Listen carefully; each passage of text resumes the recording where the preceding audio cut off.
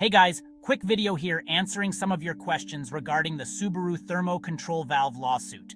We understand there is a lot of confusion and concerns over this issue, so hopefully this video is helpful. So, without further ado, let's get into it. Now the first question we commonly receive is the replacement thermo control valve the same unit as the defective part? Well, the good news here is no.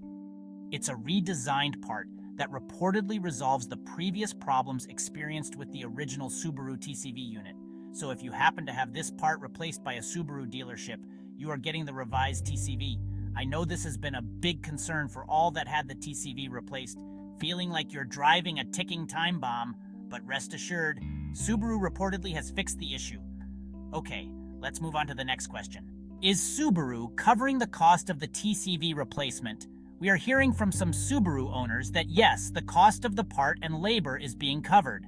However, we are also hearing that some customers had to pay out of pocket for the fix, so it may be dependent on mileage and warranty stipulations. But if you have paid out of pocket for the TCV replacement, you can file for reimbursement at the website subaruclaims.autosolutionteam.com. The link to the website will be posted in the comments section below.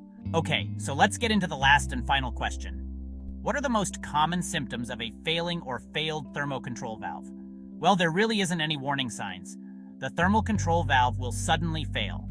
When this happens, it will either fail in an open state or closed state.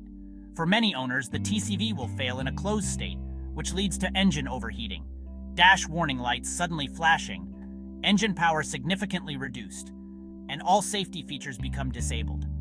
Unfortunately, there aren't any warning signs. The part will just suddenly fail. If the part fails in a closed state, your engine will overheat if you continue to drive the vehicle, putting the engine at risk of failure. So if this happens to you, pull off to the side of the road and call for a tow to your nearest Subaru dealership. However, if the TCV fails in an open state, the vehicle will not be able to get up to normal operational temperature. So what determines whether the TCV fails in a closed or open state? Well, it ultimately comes down to chance. Okay guys, hopefully this video was helpful.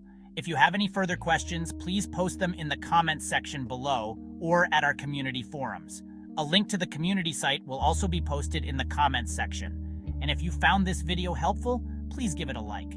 It really means a lot to us. Also, if you haven't already, consider subscribing to this channel for more helpful automotive videos just like this one. And remember, no car is flawless.